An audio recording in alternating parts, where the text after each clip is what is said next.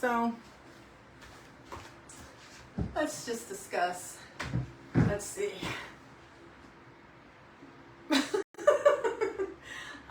So I just like this. It's funny to me. But I'm gonna come back over here because that is funny. All right. Anyway, becoming untethered, Untethered Fridays. Welcome everybody to Untethered Fridays. I know how much you love it.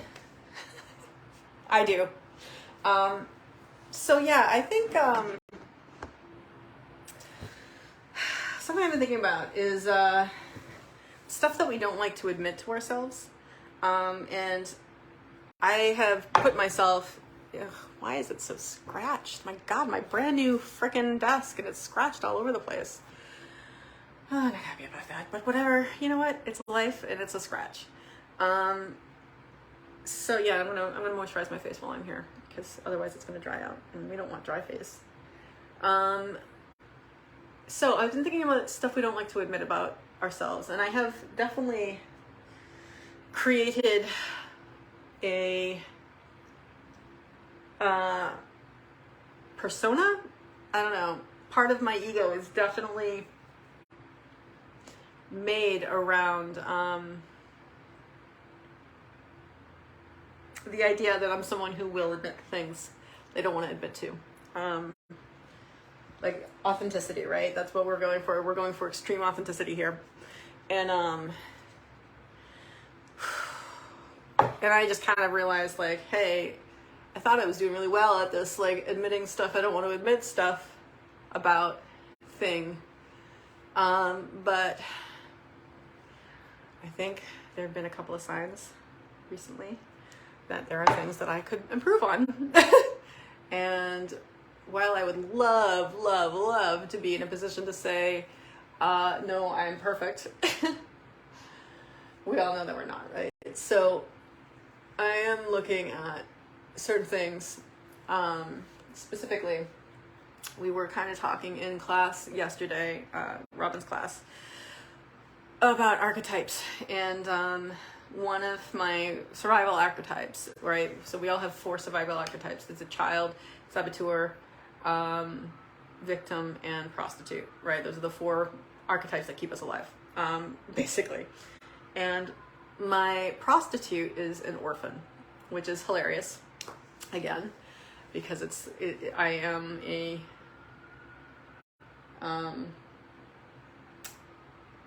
Victor Hugo book. My psyche is a Victor Hugo book. So yeah, that's wet. That's from, I just washed my face. That's not sweat. It'll be sweat in a little while, but it's not yet, right? Yeah. Okay. So one of the things that I like to, apparently my thing is, my prostitute. So I will do anything so that I can feel alone, which is weird. And something Robin pointed out last night was like, yeah, you get a lot of mileage from poor Jen. And I was like, no, I don't, no. I mean, I know it's true, right? I mean, clearly it struck too hard for that not to be true. I try and deny it, but yeah, it's something I don't really like about myself at all. Poor me.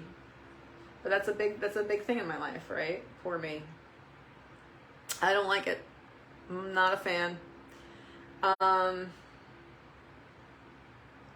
And I think that, like, looking at my life, certain things, I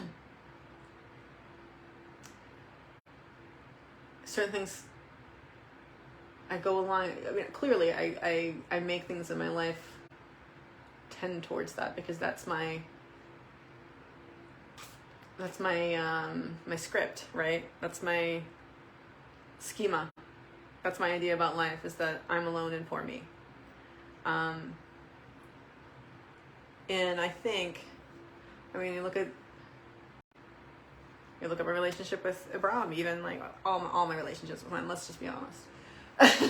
They've all been with other assholes that I was never going to get in touch with emotionally anyway, or people who were kind and nice but emotionally unavailable, or someone like Abraham who couldn't marry me even if he wanted. Look at my thing over there, it's coming down. I'm gonna have to fix that in a minute. I'm gonna fix that now.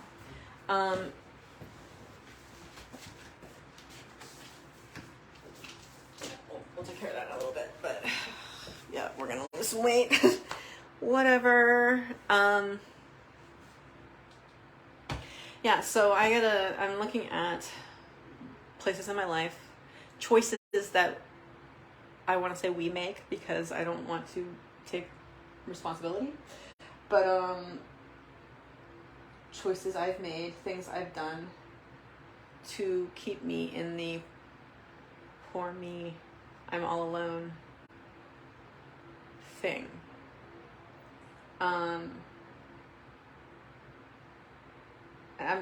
It's something I'm struggling to, not struggling, I'm working on understanding. One of the things that,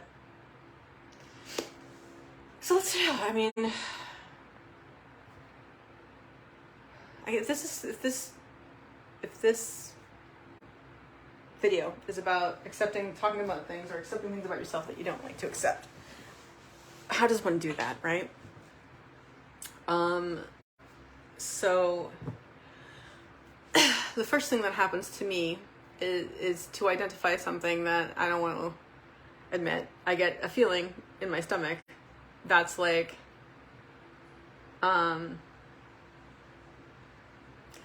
what you're doing is opposite from what you're saying. It's a dissonance, right?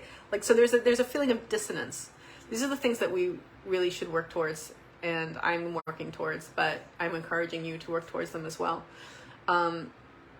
When someone says something, or you think something about yourself, or you react to something in someone else, and you have a reaction, right? Like an animation, like a reaction to whatever the thought is.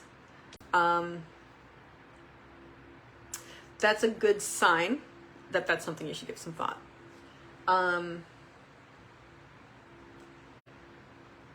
For me, for instance, a good example for me, like the main example of my life of this was going through, my crisis of faith with my religion.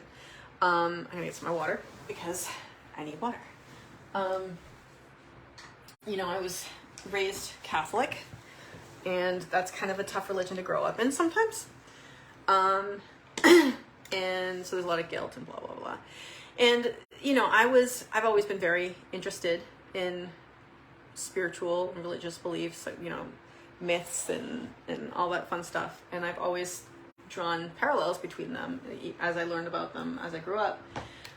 And, I grew up and went to a all-girls school, Catholic school for high school. And around the age of 15, I remember distinctly the moment it happened.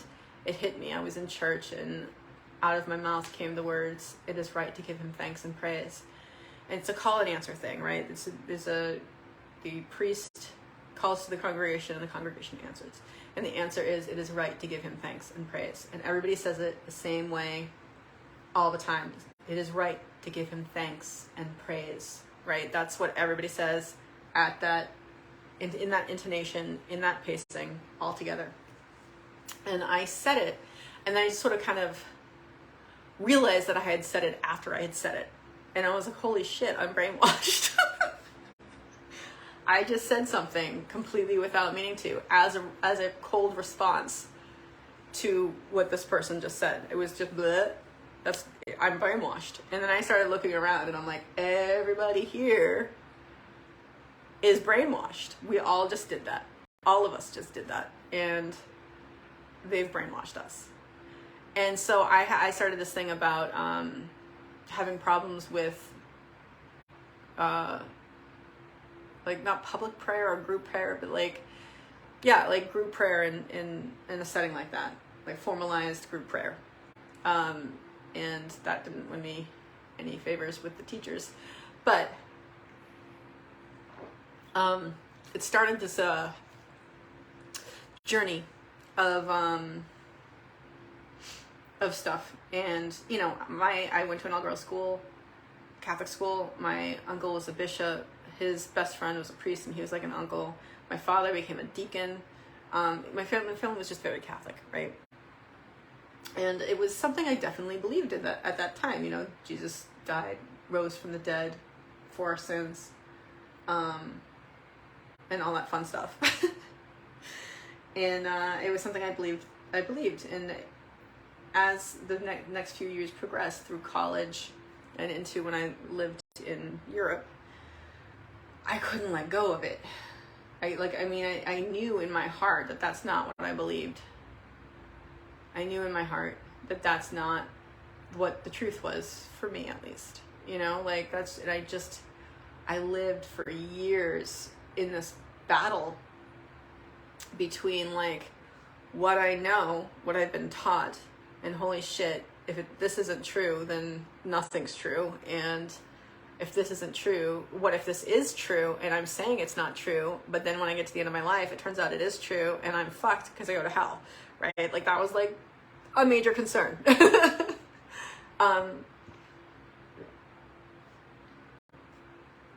And no matter how much I would go to church, how much I would pray, how much I would, you know, think, I thought about it, and just tried to prove to myself that it was true. But the more I thought about it, the more I proved to myself that I didn't believe it. And I just had to accept it. That was the end of it. It was just like, I have to accept that I don't believe this. That was the problem I wasn't accepting about myself, was that I did not believe this stuff. And that it was incumbent upon me to change. If that was the case, I needed to figure it out. I did not want to admit that to myself. But that feeling was just unavoidable. The feeling of like, you're not being true. There's dissonance.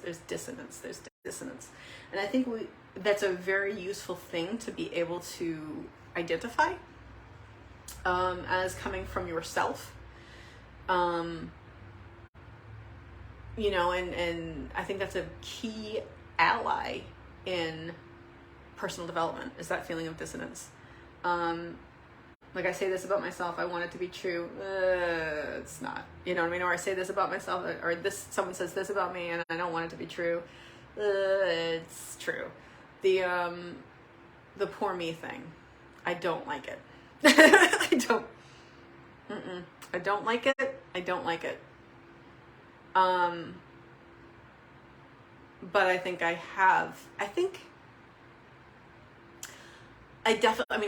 know I have definitely had that throughout my life. Although in the past several years, it has become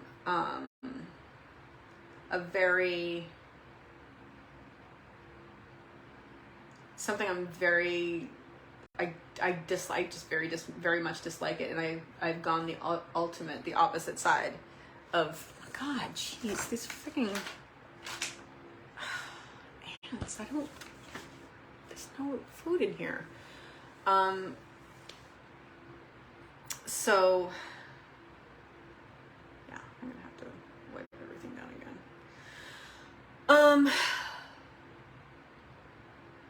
So, my God.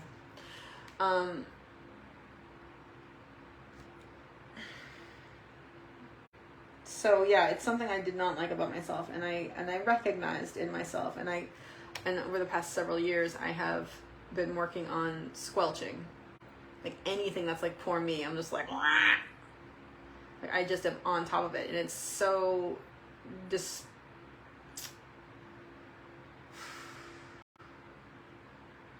not disgusting, but it's just so, it's not a quality I respect at all. Self-pitying is not a quality that I respect at all, and it's something that I have had bucket loads of in my life. I don't want to admit it, because I mean, really, that just, number one, shows me that all those years I just did to myself, which I know that I did, but it just seems so trite and so petty and so surface, you know? And I don't like to think of myself that way. but I obviously can be, right? Can we all be? I don't know if I want to get rid of it. I want to get rid of that. I don't want triteness or pettiness to be part of my personality. That's not something I want. I want like deep understanding. Like, so yeah, so let's, rather than focusing on so here's something I'm working on, focusing on the solution, right? Rather than the problem. Of course, you got to figure out the problem first before you can figure out a solution. But the problem is that there are things that I don't like about myself.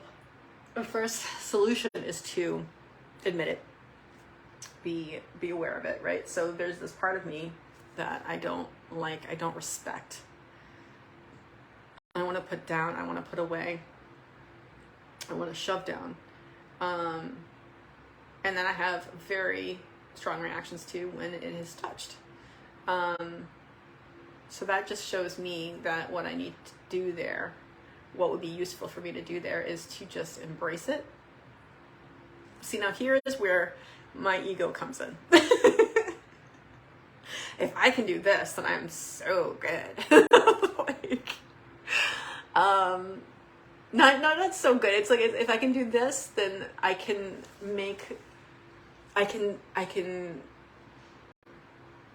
so this, the one thing that I don't like, right, is I've built my concept of self, and then there's this thing over here that I don't like, that I don't want to be part of my concept of self. So I'm shoving it away. Shove it away. And now I'm thinking, like, okay, the reason that is because it's trite, and it's just, and what's the word when someone's just self-pity? It's like, it's self-pitying, right? It's trying to get attention for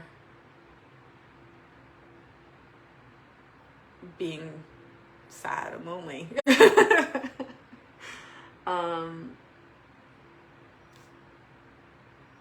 That's, yeah, it's just wondering, like, does it matter where it comes from? It doesn't really. It's just a matter of letting it go. So my thought here is like, okay, here's my self-concept. This thing over here I don't like, but how I can incorporate this into my self-concept is, and this is where I start feeling more comfortable with it, right? Is to bring it out in the open. Say, okay, so there is this piece of me that, like, right in my solar plexus here, I do not want to admit to. Here, it makes me want to vomit a little. And that is this idea of poor me. I really don't like it. There are lots of reasons I don't like that. But if I bring it and I see it and I claim it, that then becomes, that incorporates it into my concept of self now, which makes me much more comfortable with it. But also there's a false sense of comfort there. There's a slip that just happened in my mind or in my heart, where I was like, okay, I don't like it. Oh, well, I like it if I can fit it into this. And it's not that. That's not what I need to be doing. What I need to be doing is looking at that thing that I don't like and just accepting it. That's the way it was. I don't think I do that anymore, honestly. It's something I've been made aware of, and it's just something so many ants. I need to get rid of this stuff. I don't have any food in here. Yeah, so that is that. I am looking at it. I realized it because there's a dissonance and it got hit and I reacted to it, and clearly the reaction is pointing to the fact that it is an issue with me. And when I think about it, there's that feeling of dissonance that, like, I gotta admit this. Like, it's, if you can keep saying that you're not like this, but here that this was the case. And now, if you want to move forward, you have to not incorporate it, but let it go. So what do I gotta let go there, right? It's not the letting go of the thing, it's letting go of I used to do this, I don't like it. Let go of that and forgive myself for it. It's about forgiving myself for it. Okay, so that's good. Let's see. Forgive myself for that. That's going to take some ho'oponopono. It's going to take a little bit of work, but that's an interesting thing to realize, and I'm very grateful for that realization. Because the only reason that I don't want to admit it to myself is because I hate myself about it, and the only way to let it go is to bring it up, look at it, own it, and forgive myself for it. The reason I don't like it is because of the feelings it gives me about myself. And I don't have to have those feelings about myself if I forgive myself for it. So there's that. And I'm really grateful for that realization. That's a good one to have. It's a good one for Friday. I hope if you found it useful. I found it useful. I'm very grateful for it, and I just want to remember to remind you all out there in Facebook land that you can always choose to have a great full day.